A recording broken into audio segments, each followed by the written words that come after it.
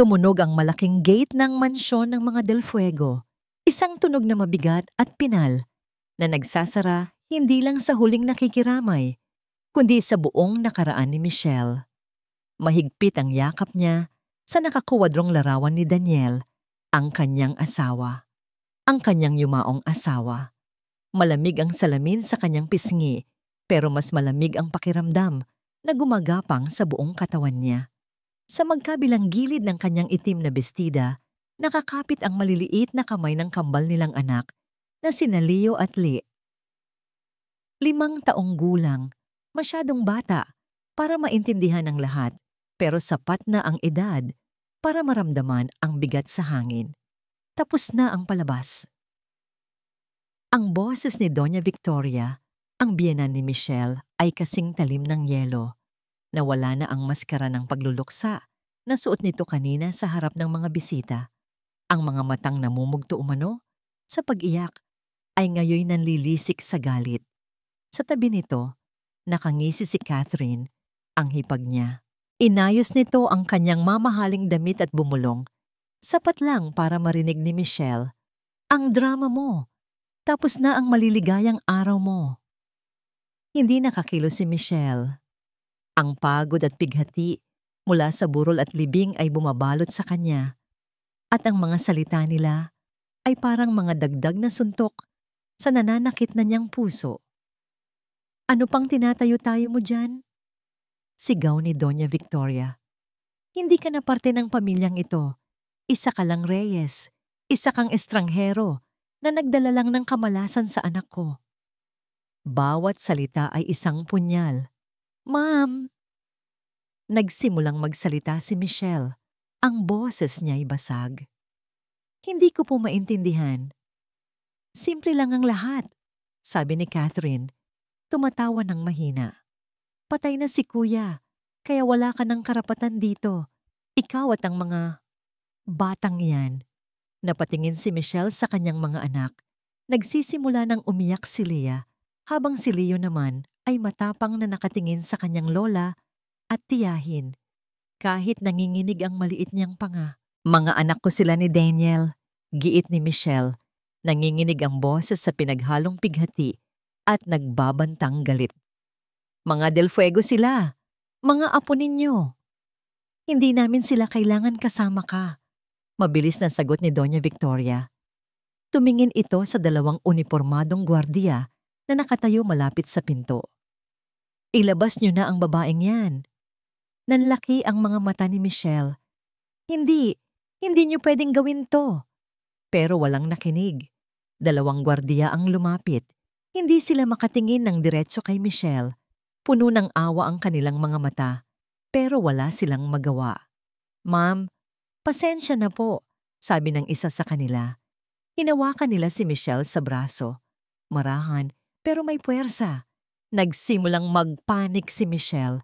Niyakap niya ng mahigpit ang larawan ni Daniel at sinubukan niyang hawakan ng mga anak niya. "Leo! Leah! Mga anak!" Umiiyak na ng malakas ang kambal. Tinatawag ang pangalan niya. "Mommy! Mommy!" Pero bago pa man niya sila maabot, isa pang katulong ang kumuha sa mga bata at hinila sila palayo sa kanya, papasok sa isang silid. Ang mga iyak nila ay unti-unting humina sa likod ng nagsasarang pinto. Isang parte ng kaluluwa ni Michelle ang parang namatay sa sandaling iyon. "Mga halimaw kayo!" Sigaw niya. Ang luha ay bumubuhos sa kanyang mga pisngi. "Ibalik niyo sa akin ang mga anak ko." Itinulak siya ng mga gwardya palabas ng malaking pinto. Sa labas, biglang bumuhos ang malakas na ulan na parabang nakikidalamhati ang langit sa kanya. Bumagsak siya sa kanyang mga tuhod sa basang daanan. Ang itim niyang bestida ay agad na nababad. Ang larawan ni Daniel ay nabitawan niya at nabasag ang salamin nito sa semento. Ang pinto ng mansyon ay isinara ng malakas. Ilang saglit pa, bumukas ito ng bahagya at isang maliit na maleta ang inihagis palabas. Bumagsak sa basang semento sa harap niya, damit niya at ng mga bata. Isang maliit na tulong, narinig niyang sabi ni Doña Victoria mula sa loob bago tuluyang isara muli ang pinto. Naiwan si Michelle sa gitna ng malakas na ulan, mag-isa, basag ang puso, at tinanggalan ng lahat. Ang asawa niya, ang mga anak niya, ang tahanan niya. Napayuko siya at humagulgol, isang iyak na puno ng sakit, ng galit, at ng ganap na kawalan ng pag-asa. Wala siyang mapupuntahan, wala siyang pera, wala siyang kakilala sa mundong ito ng mayayaman. Niyakap niya ang sarili, nanginginig sa lamig at sa takot. Ang mga ilaw ng mansyon sa likod niya ay parang mga matang mapanghusga, nagpapaalala sa kanya ng paraisong biglang naging impyerno. Sa gitna ng kanyang pag-iyak at ng malakas na patak ng ulan, may isang liwanag na tumama sa kanya.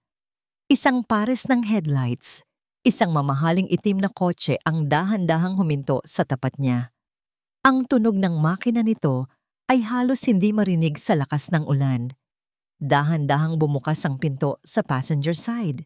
Isang pamilyar na boses, kalmado at matatag, ang bumasag sa katahimikan ng kanyang pagdurusa. "Michelle, sumakay ka na." Si Paul, ang matalik na kaibigan ni Daniel, hindi makapaniwala si Michelle. Sa lahat ng tao, bakit siya? Sa loob ng 5 taon ng pagsasama nila ni Daniel, si Paul ay laging nasa tabi nila. Sa mga kaarawan, sa binyag ng kambal, sa mga simpleng hapunan. Pero palagi siyang may distansya, isang taong magalang pero hindi mo lubusang makilala. "Paul?" bulong ni Michelle. Ang boses niya'y halos hindi marinig sa lakas ng ulan. Hindi na nagsalita pa si Paul. Lumabas siya ng kotse na may dalang malaking payong at nilapitan si Michelle.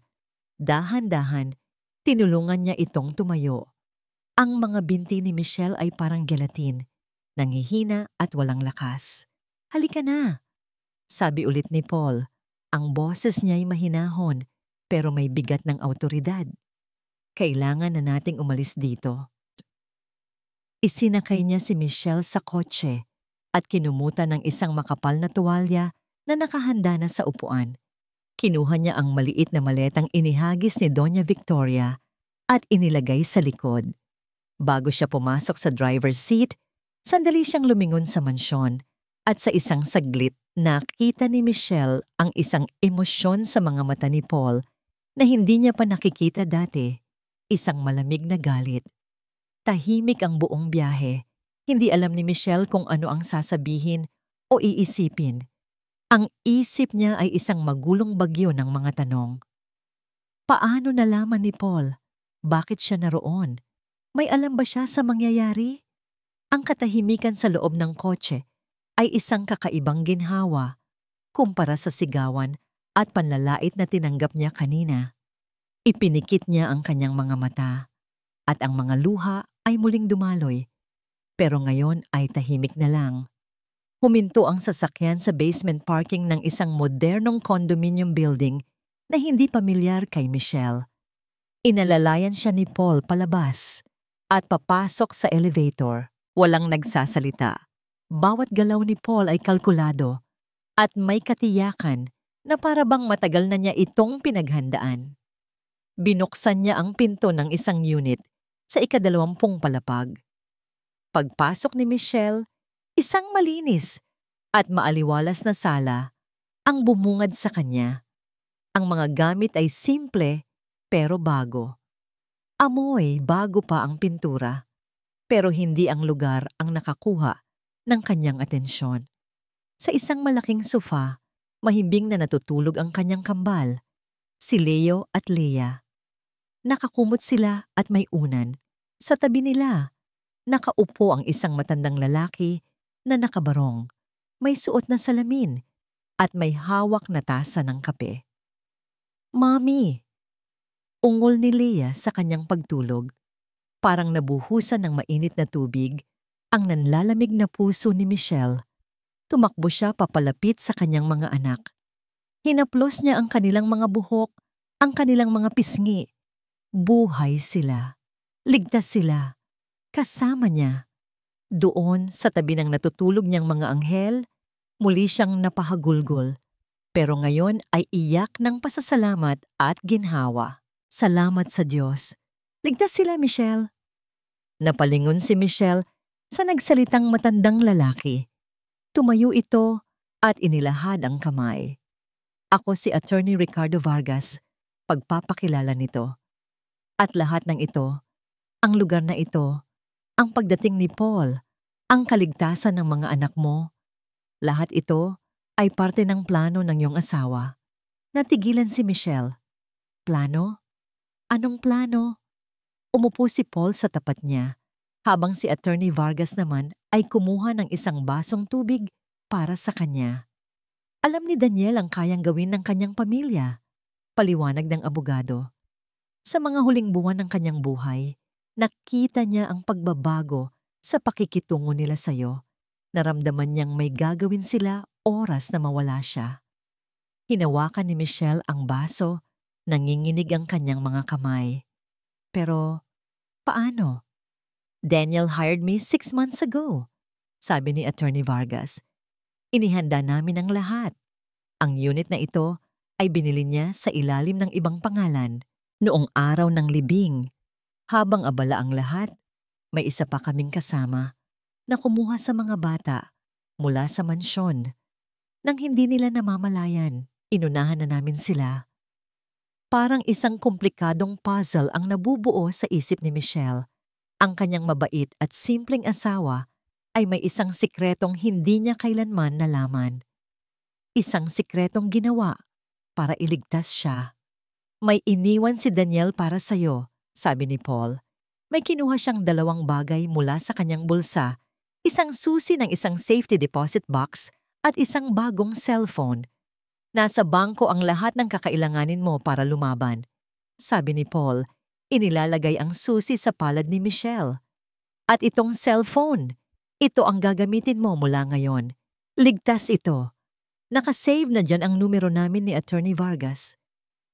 Tiningnan ni Michelle ang susi. Malamig at mabigat. Isang simbolo ng isang laban na hindi niya pinili, pero kailangan niyang harapin. Bakit mo ginagawa ito, Paul? Tanong ni Michelle.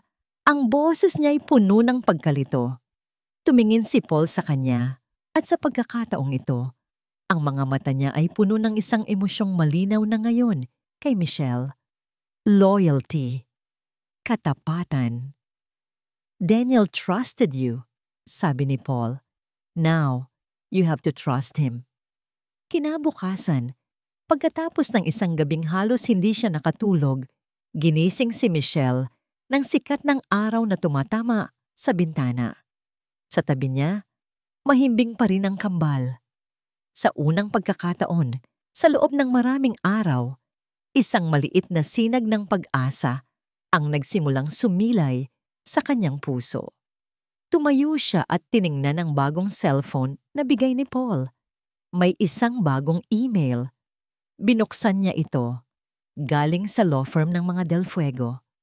Ang subject, Formal Summons and Petition for Sole Custody. Nanginginig niyang binasa ang nilalaman. Nakasulat doon ang mga salitang parang lason. Mental instability. History of emotional distress. Unfit to be a mother. Kasama ng email ay isang formal na papeles mula sa korte. Isang utos na magpasailalim siya sa isang psychological evaluation at isang pansamantalang restraining order na nagbabawal sa kanya na lumapit sa mansyon ng mga Del Fuego. Ang maliit na sinag ng pag-asa ay biglang naglaho. Pinalitan ng yelo ng takot. Nagsimula na. Ang digmaan ay opisyal nang nagsimula. Ang katad ng silyang inuupuan ni Doña Victoria sa kanyang marangyang opisina ay lumanggit-ngit nang bahagya ng sumandal siya. Sa kanyang kamay, hawak niya ang isang dokumento, isang psychological report, isang ngiti ang dahan-dahang gumuhit sa kanyang mga labi, isang ngasanggiting hindi aabot sa kanyang mga mata. Perfect! Bulong niya sa sarili. Nakasulat sa report ang lahat ng kailangan niya.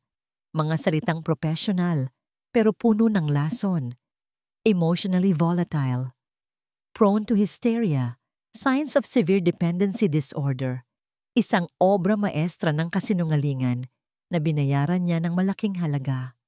Ang doktor na gumawa nito ay matagal na nilang utangan ng loob. Sa mundo ng mga Del Fuego, lahat ay may presyo. Bumukas ang pinto at pumasok si Catherine. May dalang 2 tasa ng tsa. "Mukhang maganda ang araw mo, Mama," sabi ni Catherine. Inilapag ang tasa sa mesa ni Doña Victoria. "Palagi namang maganda ang araw kapag naaayos ang mga basura."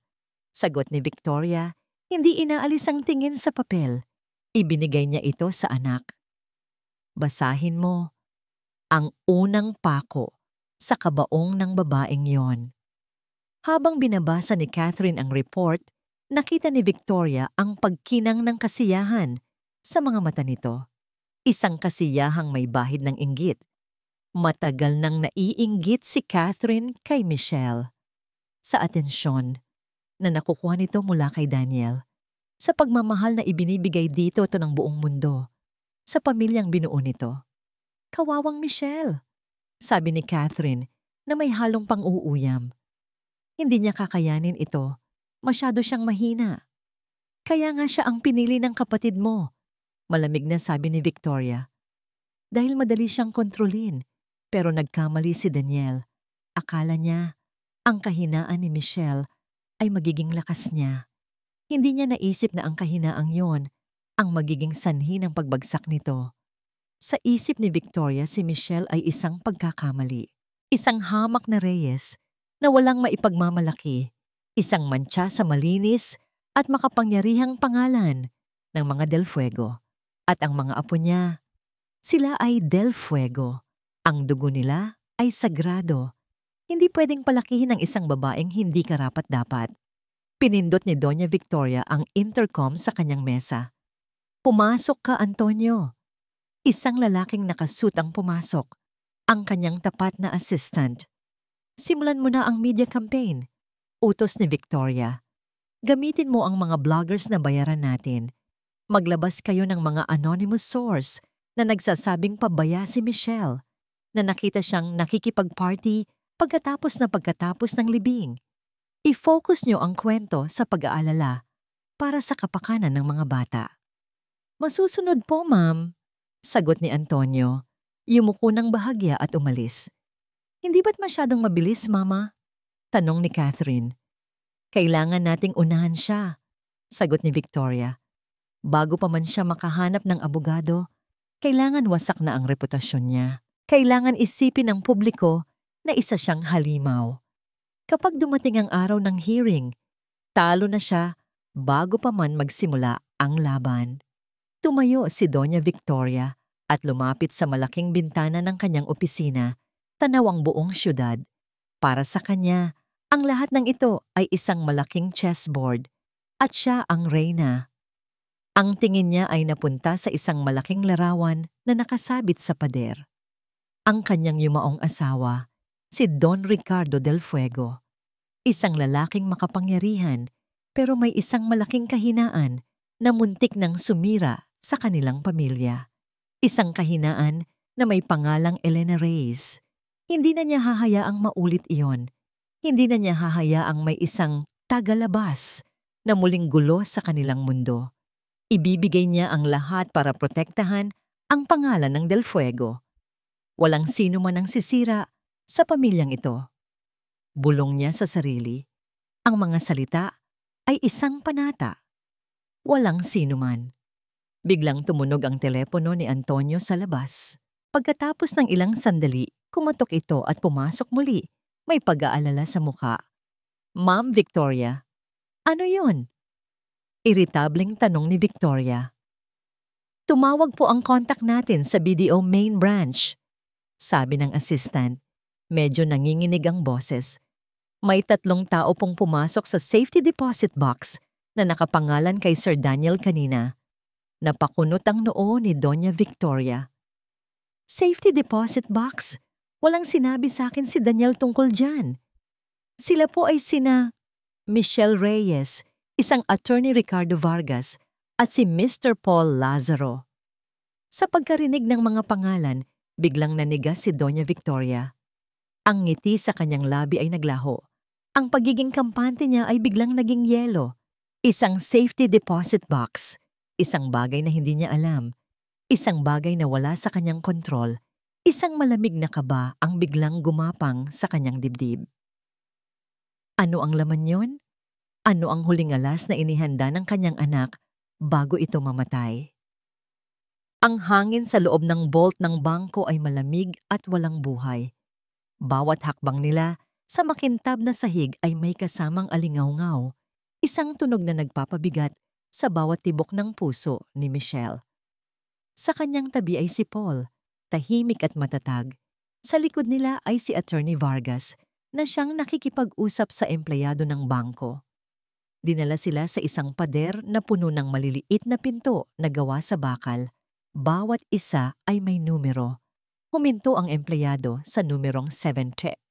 "Kailangan ko po ang inyong susi, ma'am," sabi ng empleyado kay Michelle. Nanginginig ang mga kamay ni Michelle nang ilabas niya ang susi mula sa kanyang bulsa. Isinuksok niya ito sa isang seradura, habang ang empleyado naman ay gumamit ng sarili niyang susi para sa isa pa. Sabay nilang inikot. Isang malakas na click ang umalingaw-ngaw sa katahimikan. Hinila ng empleyado ang isang mabigat na kahon na metal at maingat na inilagay sa isang maliit na mesa. Pagkatapos ay magalang itong umalis, iniwan silang tatlo sa isang pribadong silid para tingnan ang laman niyon. Nakatitig lang si Michelle sa kahon, para bang isang baul ito mula sa ibang mundo. Ang kahon na magdidikta ng kanyang kinabukasan at ng kinabukasan ng kanyang mga anak. "Handa ka na ba?" tanong ni Paul. Ang boses niya'y mahina. Tumango lang si Michelle, hindi magawang magsalita. Dahan-dahan niyang itinaas ang takip ng kahon. Walang ginto o alahas sa loob. Walang mga dokumento ng lupa o pera. 2 bagay lang ang laman nito, isang luma, itim na notebook na katadang pabalat, at isang maliit, itim na USB flash drive. Kinuha ni Michelle ang notebook. Pamilyar sa kanya ang itsura nito. Ito ang laging daladala ni Daniel, ang pinagsusulatan niya ng kanyang mga ideya at saloobin. Hinaplos niya ang pabalat at parang nararamdaman niya ang init ng kamay ng kanyang asawa. Nanginginig ang mga daliri niya nang buksan niya ito sa isang random na pahina sa gitna. Ang pamilyar na sulat kamay ni Daniel ang bumungad sa kanya. Isang sulat kamay na puno ng pagmamahal kapag sinusulatan siya nito ng mga liham.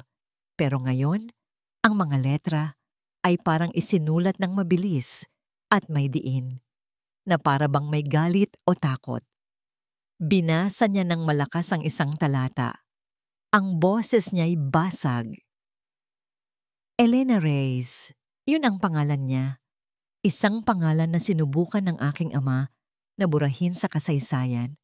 Hindi lang nila sinira ang kumpanya ng mga Reyes sa pamamagitan ng corporate sabotage.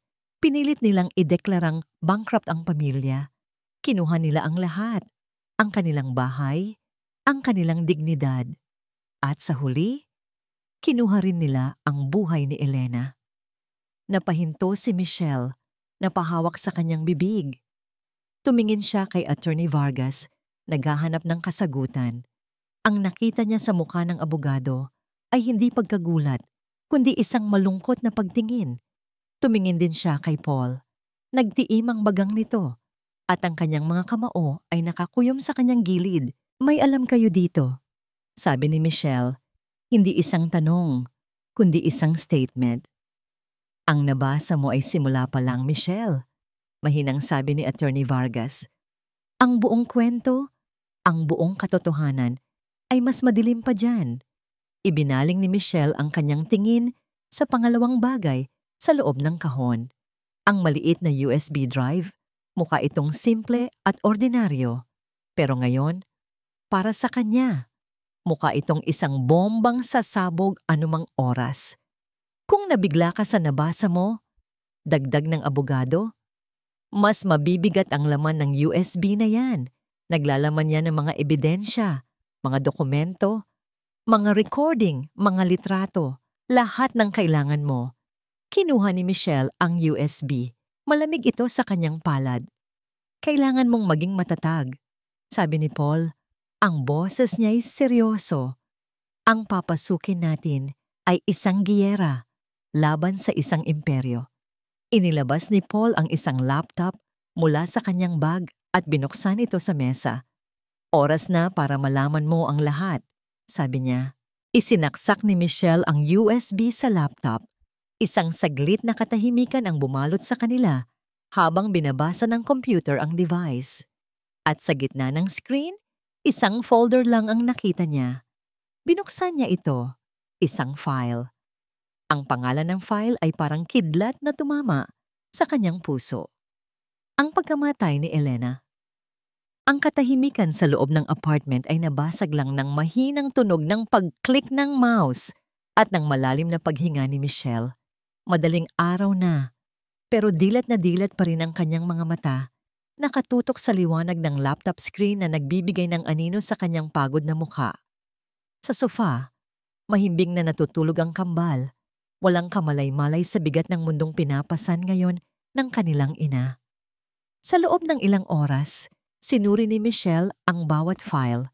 Sa loob ng USB drive, bawat dokumento na binubuksan niya ay isang dagdag na sugat sa kanyang puso, isang dagdag na patunay sa halimaw na anyo ng pamilyang minsan niyang tinawag na sa kanya. Hindi lang ito simpleng corporate sabotage. Ito ay isang sistematikong pagwasak. Nandoon ang mga kopya ng mga pekeng bank statement na nagpapakitang naglilipat ng pera ang kumpanya ng mga Reyes sa mga illegal na account. Isang gawa-gawang ebidensya na ginamit para sirain ang kanilang reputasyon. Nandoon ang mga litrato. Mga litrato ni Don Ricardo Del Fuego, ang ama ni Daniel, kasama ang isang hukom at ang hepe ng pulisya noong panahong iyon.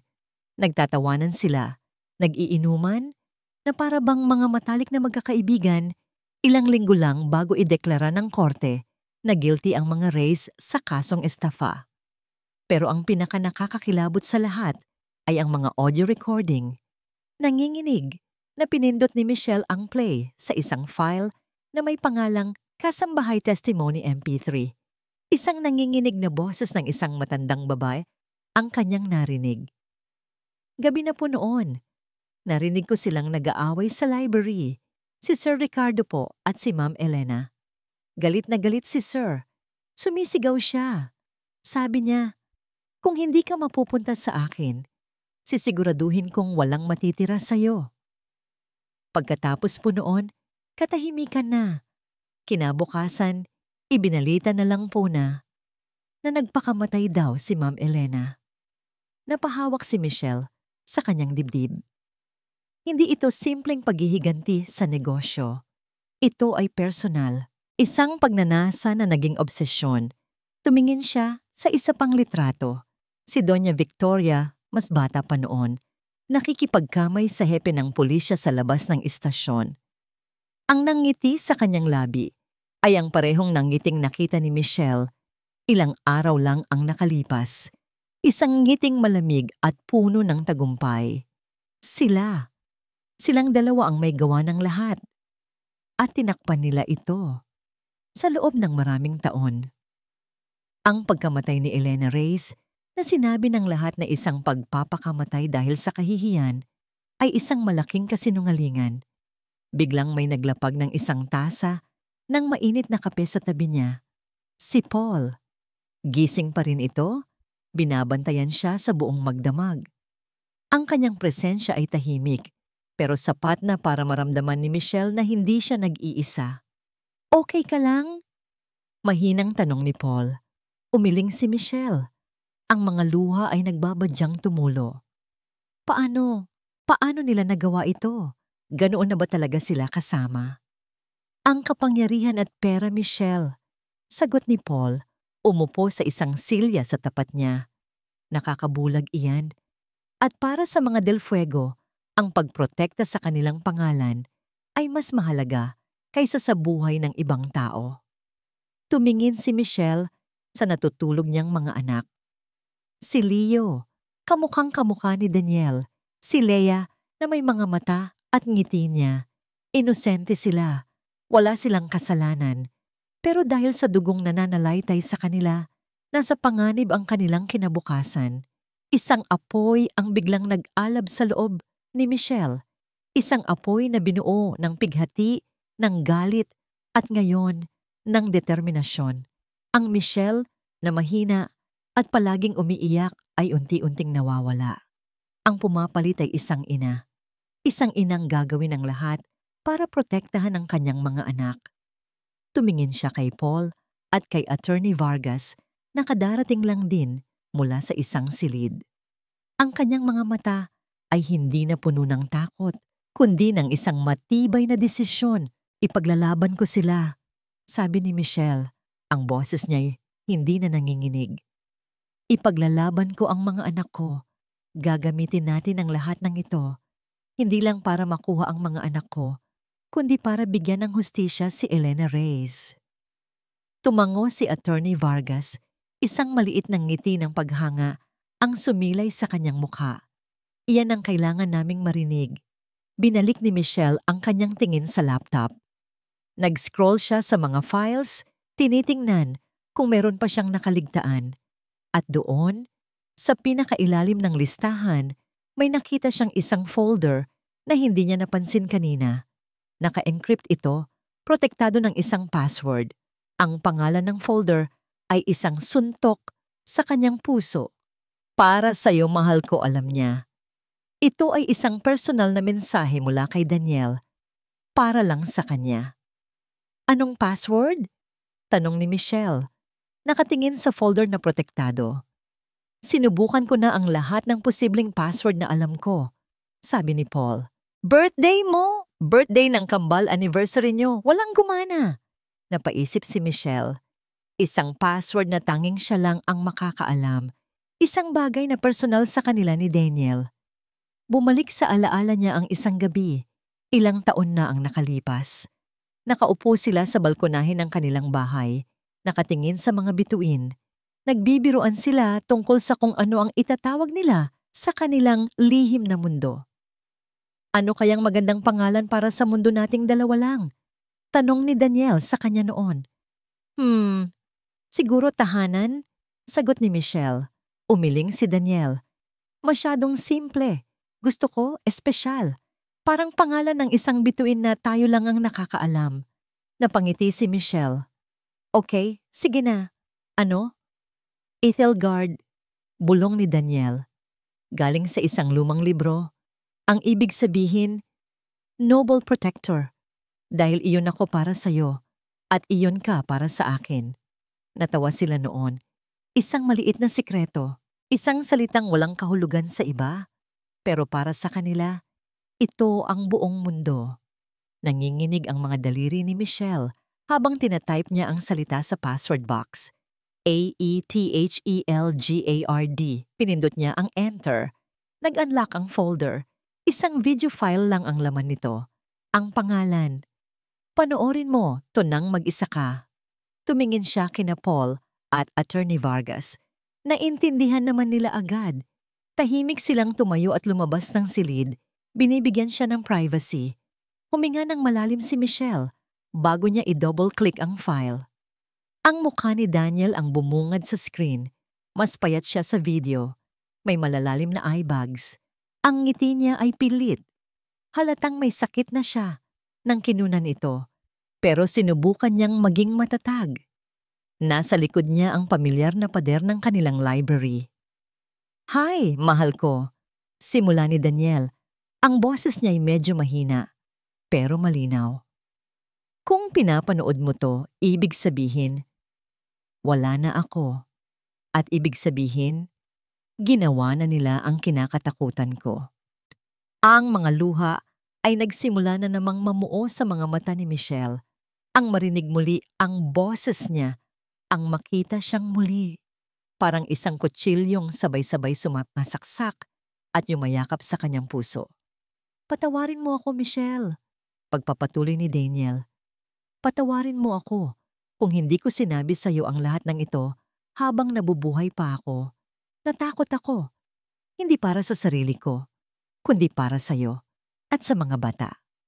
Ang pamilya ko, sila ay may kakayahang gawin ang lahat para protektahan ang kanilang mga sikreto. At ang pinakamadilim na sikreto nila ay ang kwento ni Elena Reyes. Ipinaliwanag ni Daniel sa video kung paano niya nalaman ang lahat. Nagsimula ito nang sinubukan niyang alamin ang pinagmulan ng kanyang rare genetic illness. Ang paghahanap na yon ang nagdala sa kanya sa mga lumang medical records at doon niya natuklasan ang pangalan ni Elena Reyes na may koneksyon pala sa kanilang pamilya na hindi kailanman nabanggit. Mula doon, hinukay niya ang lahat. Habang ginagawa ko ang lahat ng ito, alam kong kailangan ko ng tulong. Isang taong mapagkakatiwalaan ko ng buong buo. Isang taong hindi konektado sa kanila. Huminga ng malalim si Daniel sa video na para bang naghahanda para sa isang malaking revelasyon. Si Paul, hindi ko lang siya kaibigan, Michelle. Nakilala ko siya sa isang support group para sa mga pamilyang biktima ng injustice.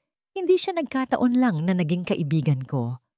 Napatingin si Michelle sa pinto kung saan lumabas si Paul. Ang isip niya ay nalilito.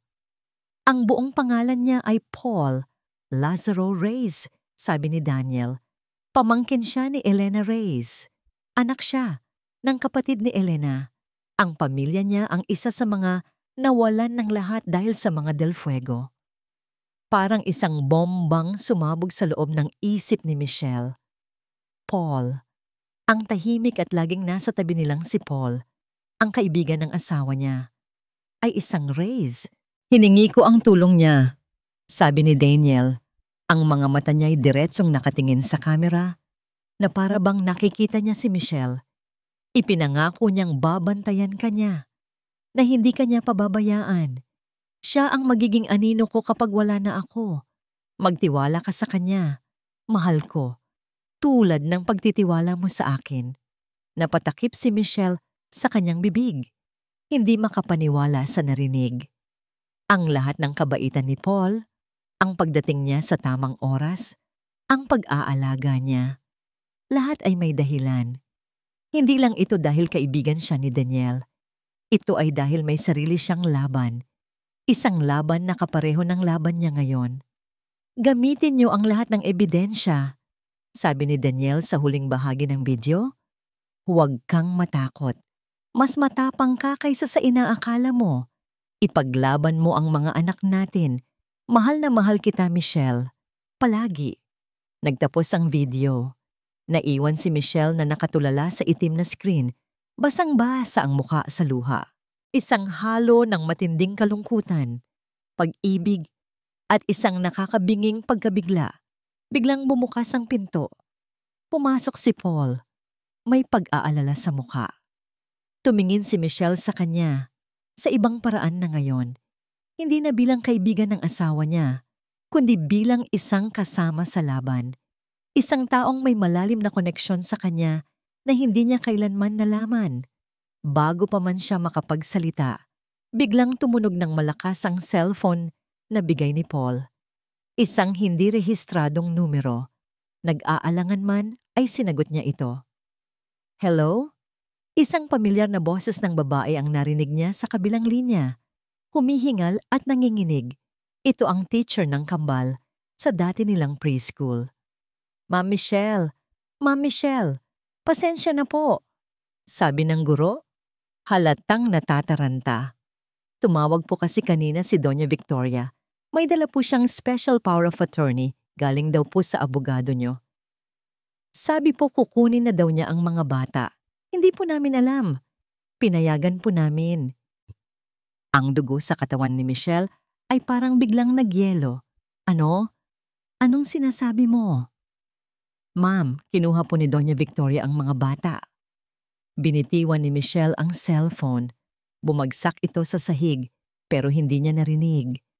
Ang tanging naririnig niya ay ang malakas na kabog ng kanyang dibdib at ang mga huling salita ng guro na umuulit-ulit sa kanyang isip. Kinuha po ni Doña Victoria ang mga bata. Kinuha niya ang kanyang mga anak. Ang manibela ng Jaguar ay mahigpit na hawak ni Doña Victoria. Ang mga ugat sa kanyang kamay ay lumilitaw. Sa passenger seat, ang kanyang personal na abogado ay hindi mapakali. Pinapawisan kahit malakas ang aircon. "Sigurado ka ba dito, Doña Victoria?" Tanong ng abogado. Sa pangatlong pagkakataon, ang ginagawa natin ay kidnapping. Isang malaking krimen. "Manahimik ka," sigaw ni Victoria. Ang boses niya ay may bahid ng panik na pilit niyang tinatago. "Hindi ito kidnapping. Kinukuha ko lang ang mga apo ko. May karapatan ako." Ang special power of attorney na ginamit natin ay peke. Gate ng abogado. Oras na malaman ito ni Michelle at ng kanyang kampo, tapos tayo. "Hindi nila malalaman agad," sagot ni Victoria. "Bago pa man sila makakilos, hawak ko na ang alas. Hawak ko na ang mga bata." Ang totoo, natatakot si Doña Victoria. Mula nang malaman niya ang tungkol sa safety deposit box, isang pakiramdam na matagal na niyang ibinaon ang muling bumalik. Takot. Ang takot na mabunyag ang lahat ng kanilang itinagong sikreto. Ang takot na mawasak ang pangalang Del Fuego na pinaghirapan niyang protektahan. Ano ang laman ng kahon na yon? Mga dokumento? Mga litrato? Mga testimonya? Ano man iyon, alam niyang mapanganib. Si Daniel, ang sarili niyang anak, ay tinraidor siya, at si Michelle, ang mahinang babaeng iyon, ay may hawak na ngayong sandata. Kailangan niyang gumawa ng isang desperadong hakbang. Sa backseat nagsisimula ng umiyak ang kambal. "I want my mommy!" Sigaw ni Leia, ang mukha niya'y basang-basa ng luha. "Where are you taking us, Lola?" Tanong ni Leo. Sinisikap na maging matapang, pero nanginginig ang kanyang boses. "Pupunta tayo sa isang bakasyon, mga apo," sabi ni Victoria. Sinisikap na maging kalmado, pero ang kanyang boses ay malamig at walang emosyon. Isang sorpresa, pero hindi tanga ang mga bata. Naramdaman nila ang tensyon, naramdaman nila ang takot. "You're a monster! I hate you!" sigaw ni Leo. Ang mga salitang yon ay tumama kay Victoria na parang sampal. Sa isang saglit, sa mukha ng kanyang apo, nakita niya ang mukha ni Daniel noong bata pa ito. Nakita niya ang parehong apoy ng katapangan at pagsuway. Isang mabilis na pagdaloy ng pagsisisi ang dumaan sa kanyang puso. Pero agad niya itong iwinaksi. Wala nang atrasan. Huminto sila sa gate ng isang malaking rest house ng mga Del Fuego sa Tagaytay, isang lugar na malayo sa syudad. Dinala niya ang mga umiiyak na bata sa loob at ikinulong sa isang silid na may 2 katulong na pinagkatiwalaan niyang magbabantay. "Huwag na huwag ninyong hahayaang makalabas." Mariin niyang utos. Walang telepono, walang internet, maliwanag. Pagkatapos niyang masigurado na ligtas ang kanyang mga bihag, kinuha niya ang isang burner phone. Oras na para kausapin ang kalaban. Nagring ito ng ilang beses bago may sumagot. "Hello!" Ang boses ni Michelle. Basag at puno ng panik. Isang ngiti ng tagumpay ang sumilay sa labi ni Doña Victoria. Ngayon, siya na ulit ang may kontrol. "Nasaan ang mga anak ko?" Sigaw ni Michelle sa kabilang linya. "Nasa mabuti silang kalagayan. Sa ngayon," kalmadong sagot ni Victoria. "Nasa isang lugar sila kung saan mapapayapa ang kanilang isip. Malayo sa isang ina na hindi estable." "Hayupog ka! Ibalik mo sila sa akin!" "Makinig kang mabuti, babae," sabi ni Doña Victoria. Ang bawat salita ay may diin at lamig. "Alam kong may hawak ka. Isang bagay na galing kay Daniel. Isang bagay na nasa loob ng isang safety deposit box." Katahimikan sa kabilang linya. Alam ni Victoria na tumama siya sa punto.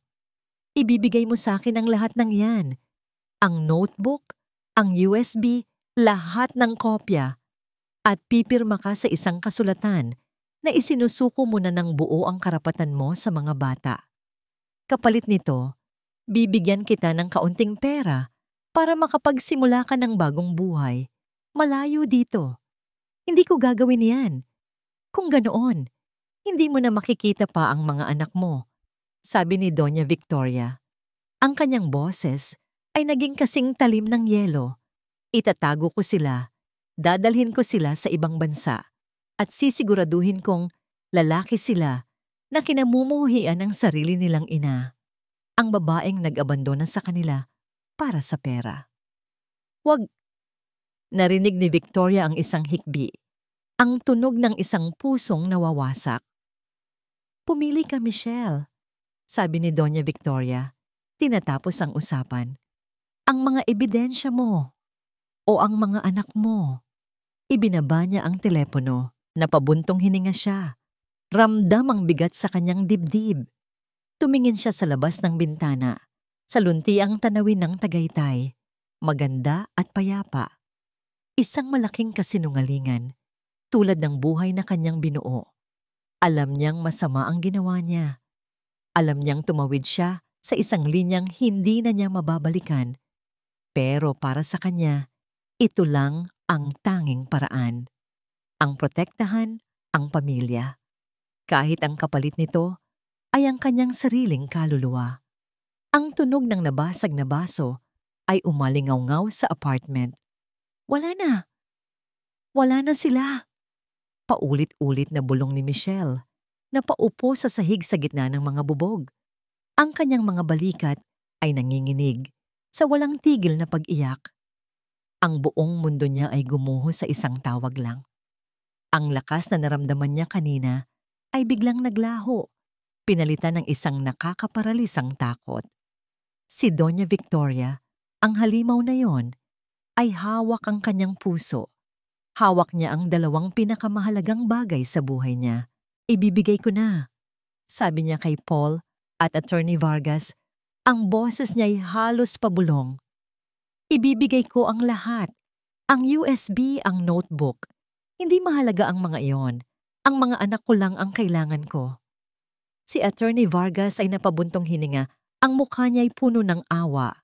Michelle, kung ibibigay mo yan, wala ka ng panlaban. Oras na makuha niya ang gusto niya, sa tingin mo ba tutuparin niya ang pangako niya? O tuluyan ka na niyang wawasakin? Wala na akong pakialam, sigaw ni Michelle. Gusto ko lang mabalik ang mga anak ko. Lumuhod si Paul sa harap niya. Hindi alintana ang mga bubog sa sahig. Hinawakan niya ang nanginginig na mga kamay ni Michelle. Michelle, makinig ka sa akin, sabi niya. Ang boses niya ay mahinahon pero may bigat. Naiintindihan ko ang nararamdaman mo, higit pa sa inaakala mo. Sa unang pagkakataon, nakita ni Michelle ang sakit sa mga mata ni Paul. Hindi lang awa para sa kanya, kundi isang sakit na matagal na nitong dinadala. Ang tiyahin ko si Elena. Pagpapatuloy ni Paul. Mahal na mahal niya ang pamilya niya, pero mahina siya. Nang sirain siya ng mga Del Fuego, sumuko siya. Pinili niyang manahimik. At ang katahimikan na yon, iyon ang pumatay sa kanya. Huwag mong hayaang mangyari sa'yo yon. Umiling si Michelle. Pero hawak niya ang mga anak ko, Paul. Wala akong magawa. Diyan ka nagkakamali.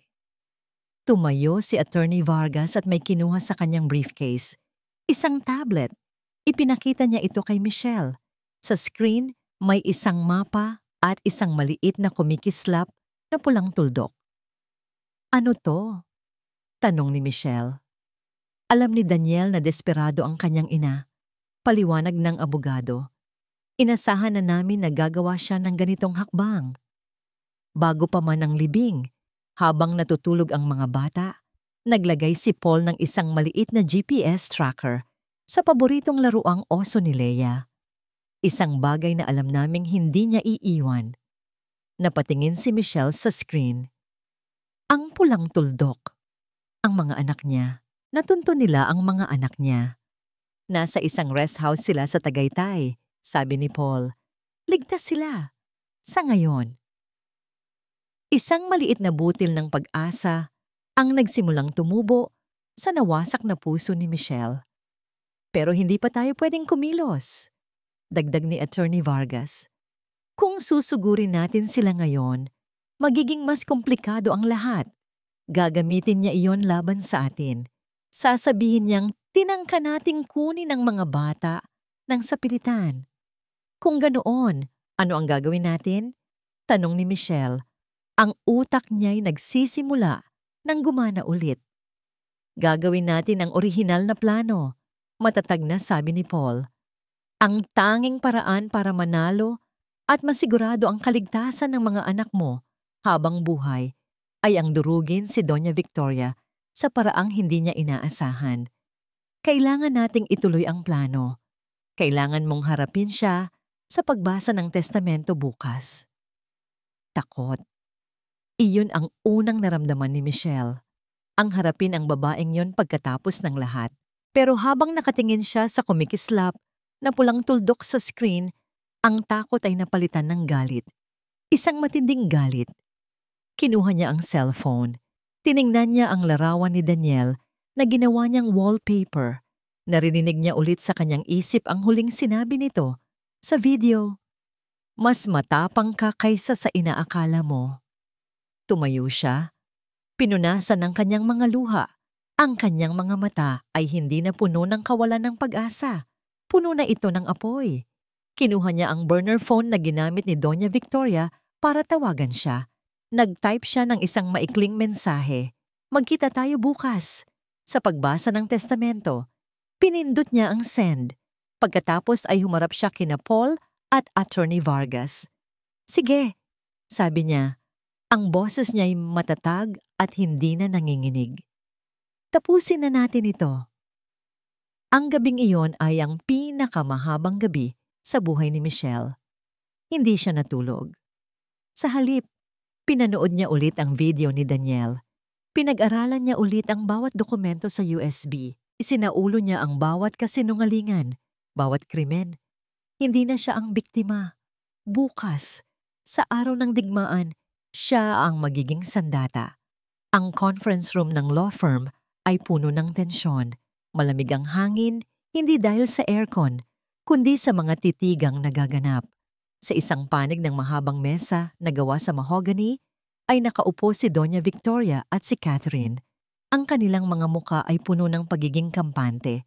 Isang maskara para sa nerbiyos na kanilang nararamdaman. Nasa tabi nila ang kanilang abogado, abala sa pag-aayos ng mga papeles. Sa kabilang panig, mag-isang nakaupo si Michelle. Sa likod niya, malapit sa pinto, ay nakatayo si Paul at si Attorney Vargas. Hindi sila kasali sa pagbasa, pero naroon sila bilang suporta at bilang mga saksi. Pumasok ang punong abogado ng firm, isang matandang lalaki na may puting buhok, si Attorney De Castro. Umupo ito sa kabisera ng mesa at inayos ang kanyang salamin. Magandang umaga sa lahat, formal niyang sabi. Narito tayo ngayon para sa pagbasa ng huling habilin at testamento ng yumaong si Mr. Daniel Del Fuego. Tumingin si Doña Victoria kay Michelle. Isang maliit na ngisi ang nasa gilid ng kanyang labi. Isang tingin na nagsasabing, tapos ka na. Naniniwala siyang, pagkatapos nito, pipirma na si Michelle sa kasulatan. Isusuko ang lahat para lang makuha ang mga anak niya.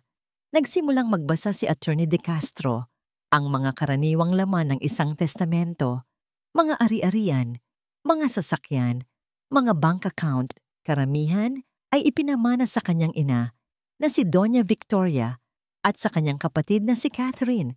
Si Michelle ay binigyan lamang ng isang maliit na financial settlement. Sapat para mabuhay ng komportable pero hindi sapat para maging banta. Habang binabasa ang mga ito, hindi kumukurap si Michelle. Ang kanyang mukha ay kalmado, isang katahimikang nakakabahala. At iyon ang nagtatapos sa testamento. Sabi ni Attorney De Castro, isinasara ang folder. Isang napakagandang habilin. Sabi ni Catherine, hindi maitago ang kagalakan. Mapagbigay talaga ang kapatid ko. Sandali! Biglang sabi ni Attorney Vargas, humahakbang pasulong. May isang bagay pa. Lahat ng mata ay napunta sa kanya. Bago pumanaw si Mr. Del Fuego, pagpapatuloy ni Attorney Vargas, gumawa siya ng isang espesyal na codicil o isang karagdagang sugnay sa kanyang testamento. Isang sugnay na may kondisyon. Anong kondisyon?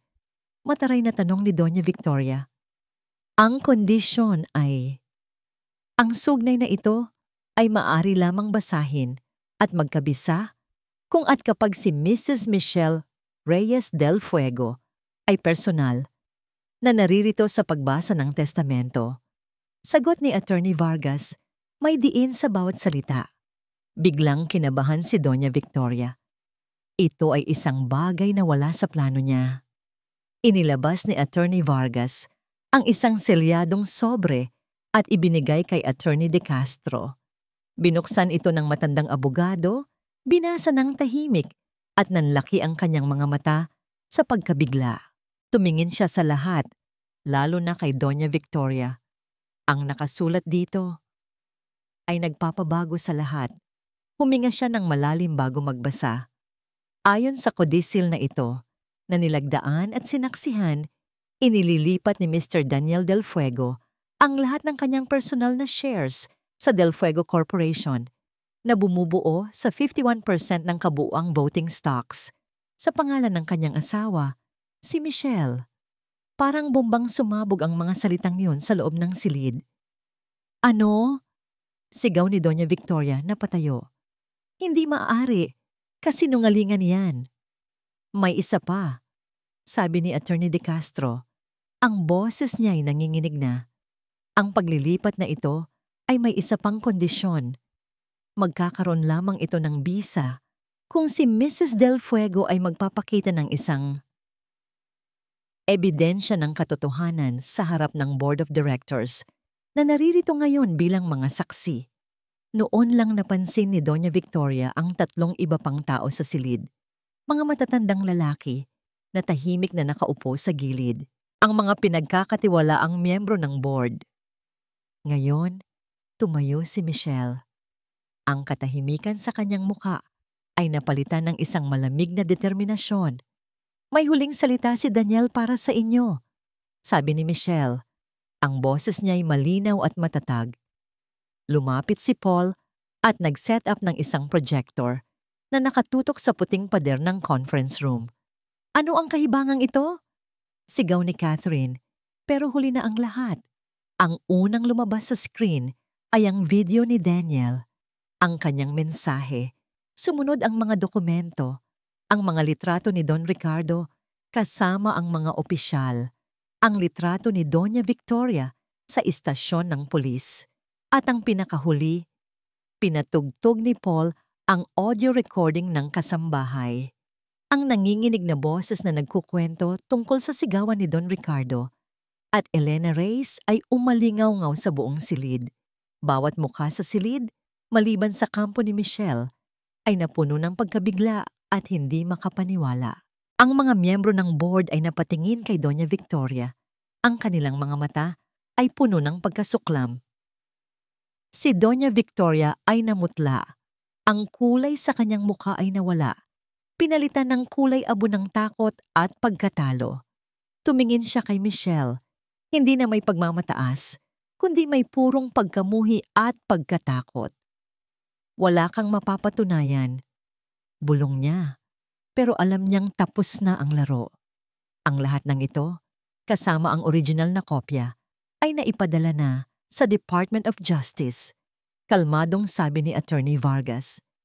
Inihahanda na nila ang isang bagong investigasyon sa pagkamatay ni Elena Reyes. Tagumpay. Ito na ang tagumpay. Nakita ito ni Michelle sa mga mata ng kanyang mga kalaban. Pero habang nakatingin siya sa mukha ng kanyang biyenan, isang mukha na ngayon ay puno ng desperasyon. Isang malakas na emosyon ang biglang bumalot kay Doña Victoria. Isang matinding galit. Ikaw, sabi ni Doña Victoria nakaturo kay Michelle. Sinira mo ang lahat. Sinira mo ang pamilya ko. Napahawak siya sa kanyang dibdib, humihingal. Ang kanyang paghinga ay naging mabilis at hirap. Ang kanyang mga mata ay nanlalaki. Mama? Natatakot na, sabi ni Catherine. Bago pa man may makakilos, biglang bumagsak si Doña Victoria sa sahig. Walang malay.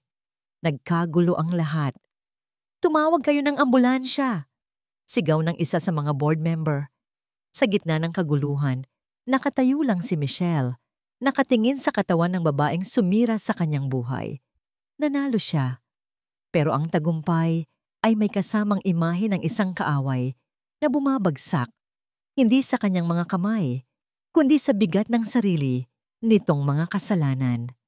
Ang amoy ng antiseptic sa ospital ay nakakasulasok. Ilang oras na ang nakalipas mula sa kaguluhan. Sa conference room, nakaligtas si Doña Victoria. Isang matinding atake sa puso. Sabi ng mga doktor, dulot ng matinding stress. Ngayon, nakahiga siya sa isang pribadong silid na papaligiran ng mga makinang tumutunog. Isang paalala ng buhay na muntik nang mawala sa kanya. Pero kahit buhay pa siya, ang Doña Victoria na kilala ng lahat ay wala na. Ang balita tungkol sa mga ebidensya ay kumalat na parang apoy sa loob ng Del Fuego Corporation. Ang Board of Directors ay agad na nagpatawag ng emergency meeting at sinuspinde ang lahat ng kapangyarihan niya at ni Catherine. Ang investigasyon ng DOJ ay opisyal ng binuksan. Ang pader na itinayo niya sa paligid ng kanyang mga kasinungalingan ay tuluyan ng gumuho at ang pinakamahalaga sa lahat, sa tulong ni Attorney Vargas at ng utos ng korte, nakuha na ni Michelle ang kanyang mga anak. Ang sandaling niyakap niya sina Leo at Leia sa rest house sa Tagaytay ay isang emosyong hindi niya maipaliwanag. Isang pinaghalong luhang dulot ng saya, ginhawa at galit para sa trauma na idinulot sa kanila. Tapos na ang lahat, sabi ni Paul kay Michelle habang pauwi sila mula sa ospital. Si Attorney Vargas ang naghatid sa kambal pabalik sa apartment para hindi na nila makita ang lola nila sa ganoong kalagayan. Hindi pa. Mahinang sagot ni Michelle. May isa pa akong kailangang gawin. Kinabukasan, bumalik si Michelle sa ospital. Mag-isa.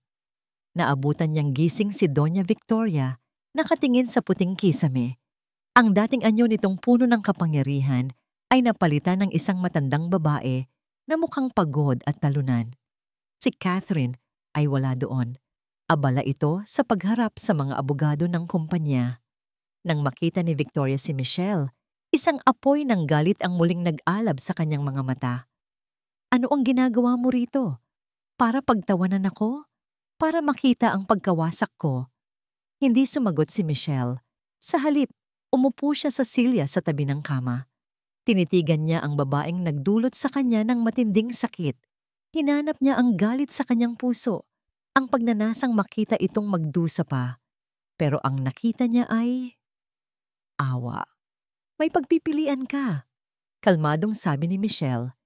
Inilapag ang isang folder sa ibabaw ng kama. Binuksan ito ni Victoria. Mga papeles. Isang kasunduan. Maari kang harapin ang lahat ng kaso, paliwanag ni Michelle. Ang kidnapping case na isasampa ko, ang posibleng kaso ng obstruction of justice para sa pagkamatay ni Elena Reyes. Maaari mong gugulin ang mga huling taon ng iyong buhay sa loob at labas ng korte at marahil sa loob ng kulungan. Ang pangalan ng Del Fuego na pilit mong pinoprotektahan ay tuluyang madudungisan sa kahihiyan. Tumingin si Victoria sa kanya, naghihintay. Oh, pagpapatuloy ni Michelle. Pumirma ka sa mga papeles na yan. Isang kasulatan na nagsasabing voluntaryo mong isinusuko ang lahat ng iyong natitirang ari-arian sa isang foundation na itatayo ko at aalis ka ng bansa. Habang buhay, hindi ka na babalik. Mamumuhay ka sa ibang lugar. Mag-isa, dala ang lahat ng iyong alaala. Natawa ng mapait si Doña Victoria. Pinapalayas mo ako sa sarili kong bansa? Binibigyan kita ng pagkakataong mamuhay ng payapa.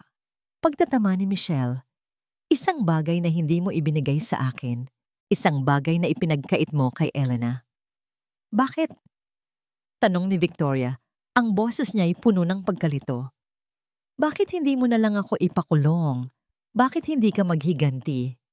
Tumingin si Michelle sa bintana, sa asul na langit sa labas. Dahil pagod na ako sa galit, sabi niya. Mas para sa sarili niya kaysa kay Victoria.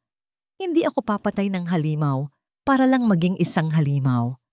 Ang parusa sa'yo ay hindi ang kulungan. Ang parusa sa'yo ay ang mabuhay na mag-isa, dala ang lahat ng kasalanan mo. Iyon ay isang sentensyang mas mabigat kaysa sa anumang maibibigay ng korte. Dinampot ni Doña Victoria ang ballpen. Nanginginig ang kanyang kamay. Ang pagpirma sa mga papeles na yon ay ang pag-amin sa kanyang huling pagkatalo. Ang pag-alis ay ang pag-iwan sa lahat ng kanyang pinaghirapan. Pero alam niyang wala na siyang pagpipilian. Pumirma siya. Tumayo na si Michelle para umalis. Michelle! Tawag ni Victoria. Ang boses niya ay halos pabulong. Lumingon si Michelle. Ang mga apo ko. Hindi na sila Del Fuego. Putol ni Michelle. Ang kanyang boses ay hindi galit, pero pinal at matatag. Hindi sila lalaki na may anino ng iyong mga kasalanan. Sila ay mga reyes. Magsisimula kami ng bago. Umalis si Michelle ng sangsilid. Iniwan si Doña Victoria sa katahimikan ng kanyang pagkatalo. Paglabas niya ng ospital, sinalubong siya ni Paul na naghihintay sa labas. Sigurado ka ba sa desisyon mo? Tanong ni Paul. Tumingin si Michelle sa sikat ng araw. Huminga siya ng malalim at sa unang pagkakataon, ang hangin na kanyang nilanghap ay parang tunay na malinis at magaan. It's time to end the cycle of hate, sabi niya. Isang maliit na ngiti ang unti-unting sumisibol sa kanyang mga labi. Oras na para magsimulang muli. 6 na buwan ang lumipas. Ang pangalan ng Del Fuego ay dumaan sa isang matinding pagbabago. Sa ilalim ng pamumuno ni Michelle, na ngayon ay kinikilala bilang si Michelle Reyes, ang majority shareholder, nagsimula ang isang malawakang paglilinis sa loob ng kumpanya. Ang mga loyalista ni Doña Victoria ay pinalitan. Si Catherine, matapos ang isang kahiyahiyang settlement, ay piniling manirahan sa probinsya, malayo sa mata ng publiko. Si Doña Victoria, gaya ng napagkasunduan, ay umalis ng bansa at hindi na muling nagparamdam pa. Ang balita tungkol sa tahimik niyang pagre-retiro ang opisyal na inilabas sa media. Ngayon, nakatayo si Michelle sa harap ng isang entablado, sa harap ng maraming kamera at mikropono. Hindi na siya ang babaeng nanginginig sa takot. Ang suot niya ay isang simpleng puting bestida at ang kanyang tindig ay puno ng kumpiyansa at kapayapaan. Magandang umaga po sa inyong lahat. Simula niya. Ang kanyang boses ay kalmado at malinaw. Marami ang nagtatanong kung ano ang susunod na kabanata para sa Del Fuego Corporation. Ngayon, narito ako para sagutin yan. Huminga siya ng malalim. Ngayon, opisyal kong inaanunsyo ang pagtatatag ng The Elena Reyes Foundation for Justice, sabi niya. Ang pundasyong ito na popondohan ng malaking bahagi ng ari-arian ng pamilya Del Fuego ay itatalaga para tulungan ang mga babae at mga bata na naging biktima ng inhustisya at pang-aabuso ng mga makapangyarihan. Isang bulungan ng paghanga at pagkagulat ang maririnig mula sa mga miyembro ng media. Ang pundasyong ito ay hindi lamang isang charity, pagpapatuloy ni Michelle. Ito ay isang simbolo na ang sakit ay maaaring maging lakas, na ang kadiliman ay maaaring magbunga ng liwanag, at na ang isang pangalan na minsan nang nabahira ng kasalanan ay maaaring gamitin para gumawa ng kabutihan. Sa gilid ng entablado, nakatayo si Paul, nakangiti. Sa tabi niya ay si Attorney Vargas. Sila ang bubuo sa Board of Trustees ng Foundation. At bilang huling anunsyo, sabi ni Michelle, Simula ngayon, ang aking mga anak at ako ay hindi nagagamit ng apelyidong Del Fuego. Kami ay babalik sa simula. Kami ay ang pamilya Reyes. Pagkatapos ng press conference, lumayo si Michelle sa lahat ng tao. Hinanap niya ang kapayapaan, hindi sa isang malaking mansyon, kundi sa isang lugar na laging nagbibigay sa kanya ng ginhawa. Ang dalampasigan.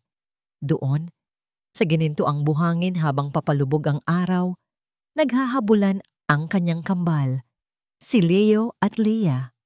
Ang kanilang mga tawa ay mas malaya ngayon, mas masaya, walang bahid ng takot.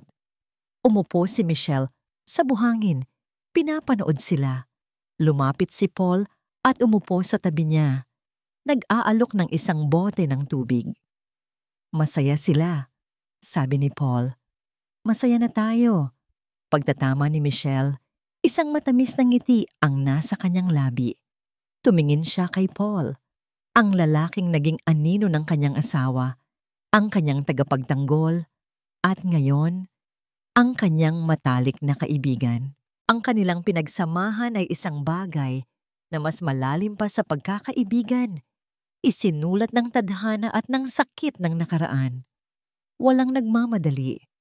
Ang mahalaga ay ang ngayon. Salamat, Paul, sabi ni Michelle. Sa lahat. Walang anuman, Michelle, sagot ni Paul. Ang kanyang mga mata ay nakatingin din sa mga bata. Ginawa ko ito para kay Daniel. Ginawa ko ito para sa tita Elena ko. At ginawa ko ito para sa inyo. Mommy! Tito Paul! Halik kayo! Sigaw ni Leah mula sa malapit. Nagkatinginan sila at sabay na natawa. Tumayo sila at sinalubong ang mga bata.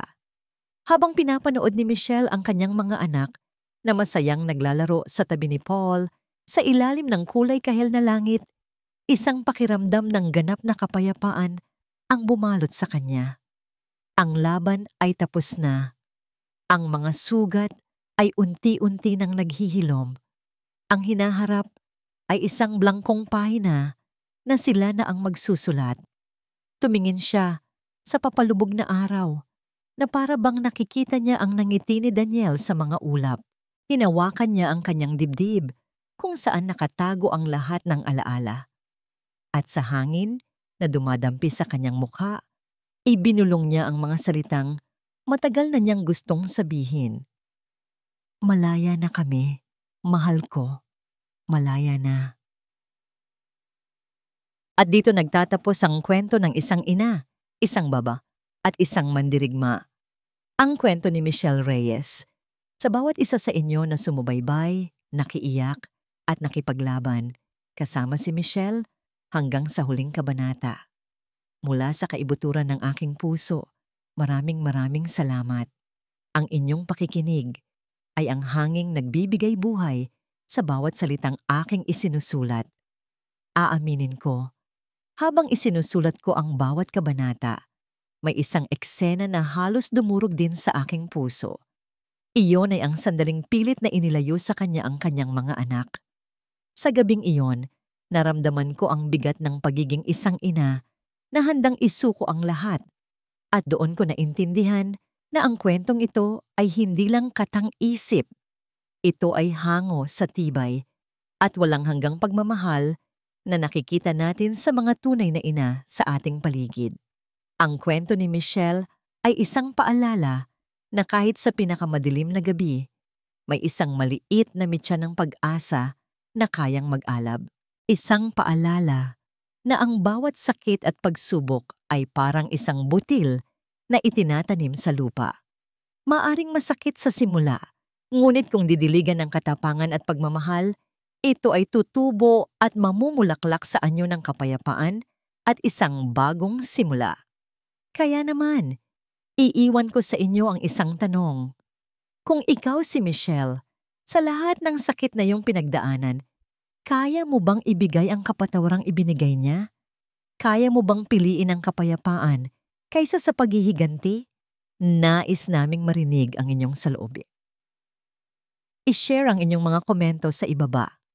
At kung ang kwentong ito ay sumalamin sa inyong puso, huwag kalimutang i-like at i-share ang video na ito para mas marami pa tayong maabot na puso.